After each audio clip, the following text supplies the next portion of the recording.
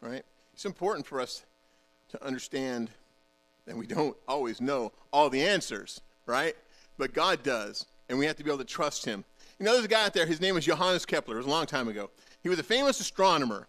Now, an astronomer is someone who studies the sky, but he's not trying to predict the future. That would be an astrologer, right?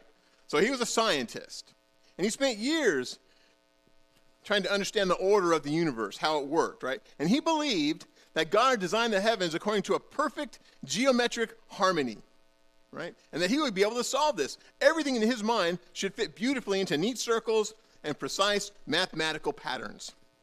I love this guy. But there was one problem.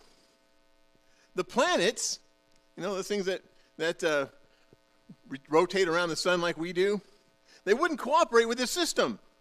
They wouldn't fit into his box. Especially, the one that bugged him the most was Mars. It's like, for years, Kepler fought the evidence because it did not fit the picture he thought should be true. He kept trying to force Mars into this perfect circular orbit, right? That made sense to him because he likes circles. Circles are orderly. Circles are predictable, and they're beautiful. But eventually, Kepler had to do something that was very difficult for him. He had to surrender. He had to surrender his demand for the universe to fit his expectations.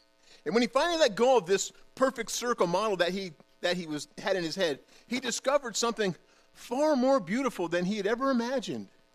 He discovered that planets don't move in perfect circles. They move in these beautiful elliptical orbits around and around. And that discovery that he made all those years ago changed astronomy forever. Okay?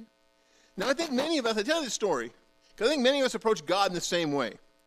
We have ideas about how life should work, about how things should go, how suffering should end, how obedience should feel, how blessings ought to arrive. We have all these ideas in our head about it, and we try to put God into this box, this understanding that we have, the same way Kepler tried to force the universe into his idea of perfection. And when God's path does not fit our geometry, we struggle to trust him, right? Because all of a sudden we can't figure it out. But I want to tell you, specifically in Hebrews chapter 11, it's filled with people who follow God without full understanding. For instance, Abraham left home. He had no idea where he was going. God just said, go that way, and I'll tell you what to do. Noah built an ark, and it had never rained before. God said, I'm going to flood the earth. And Noah's like, what? What are you talking about? They didn't hear a word for it. Okay? Moses chose suffering with God's people instead of the comfort of Pharaoh's palace. And they didn't move because everything made sense.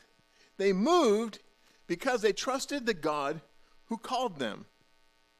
And that, my friends, is the heart of biblical faith. Faith is not the absence of questions, okay? It's okay to have questions. That's not it.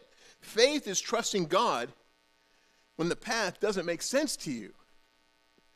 So we're going to go through this